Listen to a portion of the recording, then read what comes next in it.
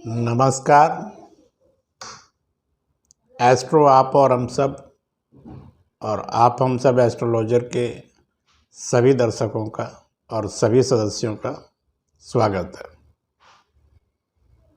आज हम बात करेंगे देव दीपावली के बारे में और चंद्र ग्रहण के बारे में, क्योंकि ये दो खगोलीय घटनाएं एक साथ हो रही हैं। दीपावली पे भी सूर्य ग्रहण था और अब चंद्र ग्रहण, देव दीपावली पे चंद्र ग्रहण है। 7 तारीख को 14:16 पे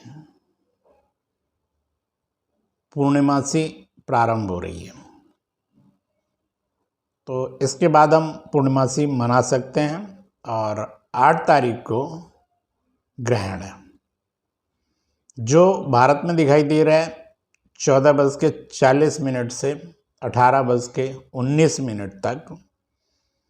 और ये विभिन्न जगहों पे अलग अलग समय पे दिखाई देगा, लेकिन समाप्ति काल सबके एक ही होंगे, 18-19 इस पे समाप्त होगा। ग्रहण कार्तिक पूर्णिमा को लग रहा है, देव दिवाली का समय है। चंद्रमा का सूतक ग्रहण से 9 घंटे पहले शुरू हो जाएगा, तो सुबह 7-8 बजे के आसपास से ग्रहण का सूतक शुरू हो जाता है। अब हम इन प्रक्रियाओं पे नहीं जाते हैं, हम मेन बात पे आते हैं कि चंद्र ग्रहण का प्रभाव हम पे क्या पड़ता है। ये सब डिटेलें आपको अखबार में और भी जगह पे बहुत मिलेगी, लेकिन मैं इसकी वैज्ञानिकता पे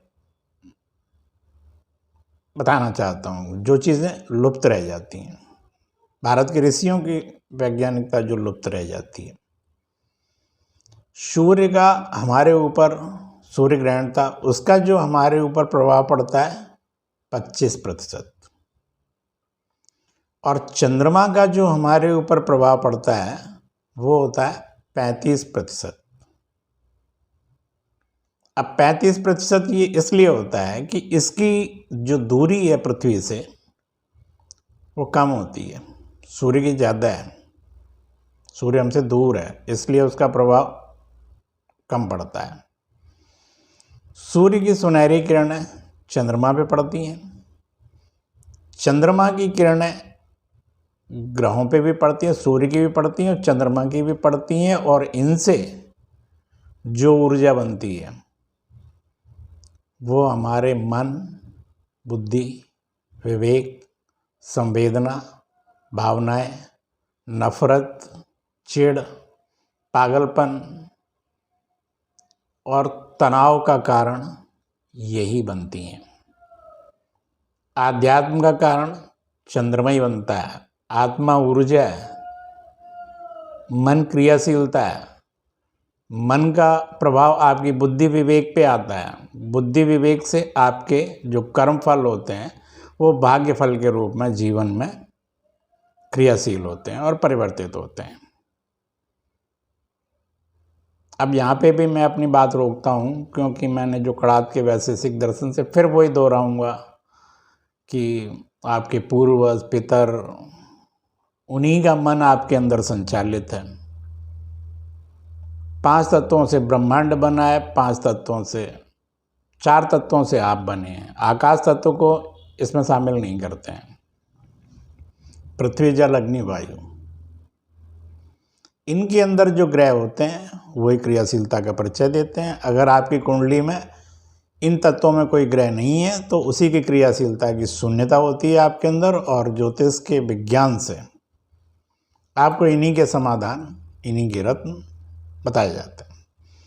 अब बात आ रही है कि ग्रहण जो 14:39 से 18:19 के बीच में पड़ रहा है, ये किस नक्षत्र में है। सूर्य ग्रहण स्वाति में था, ये भरणी में है, मेष नक्षत्र के, मेष राशि की भरणी नक्षत्र में। प्रभावित तो ऐसे मेष राशि वाले भी होंगे, लेकिन अश्वनी वालों के लिए अगला ग्रहण आएगा। ये ग्रहण भरणी नक्षत्र के लिए, और इससे जो प्रभावित होंगे विशाखा जो तुला राशि में आता है, आश्लेषा जो कर्क राशि में आता है, श्रवण जो मकर राशि में आता है। ये इस नक्षत्र से चतुर्थ, दशम और सप्तम जो नक्षत्र पढ़ रहे हैं, जो राशियां पढ़ रही हैं, उन पे भी इनका प्रभाव आएगा।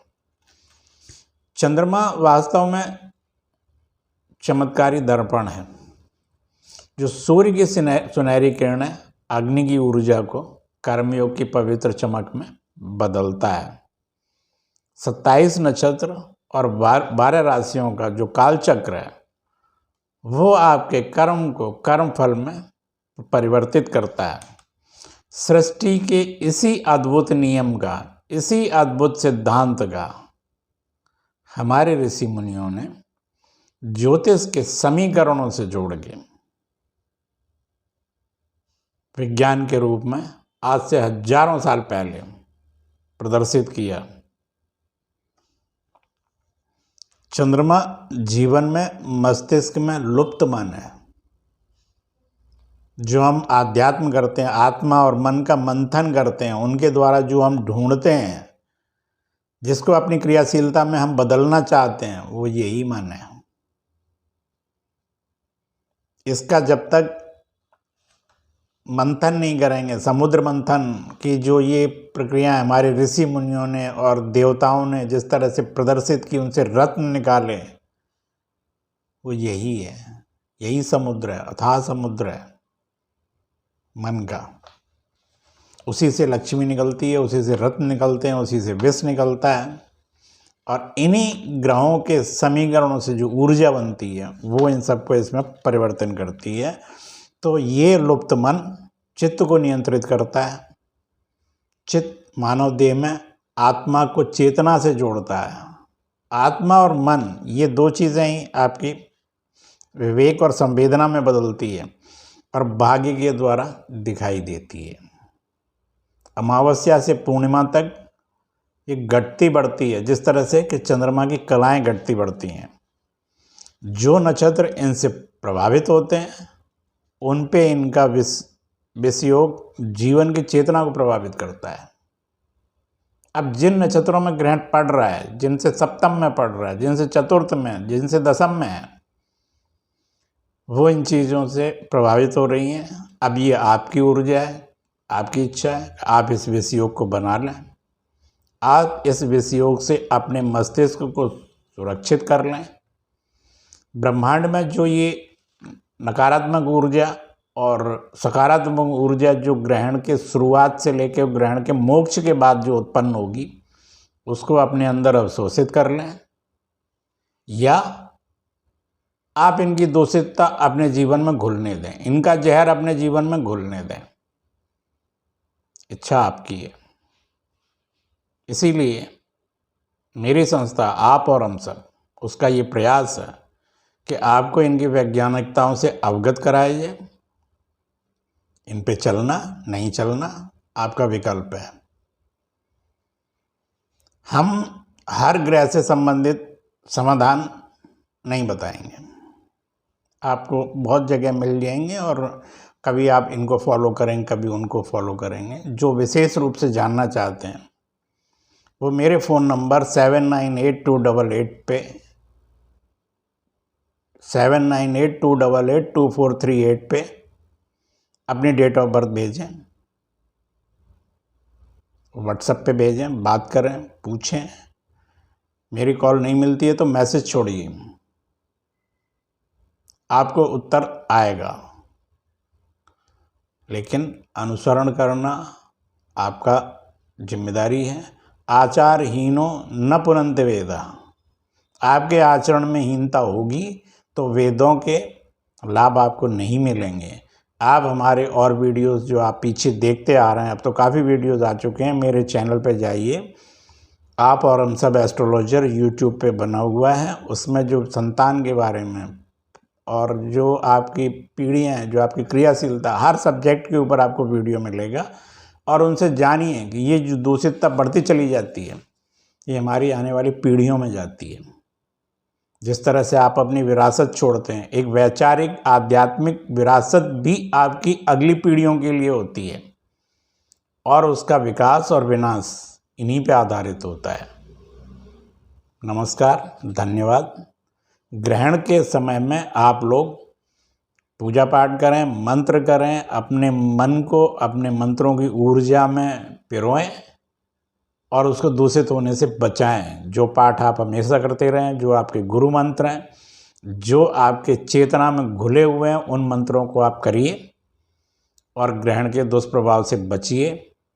और संपर्क करें, मिलते रहें। मेरे वीडियो को सब्सक्राइब और लाइक ज़रूर करें, क्योंकि ये सामाजिक नैतिक कार्य है।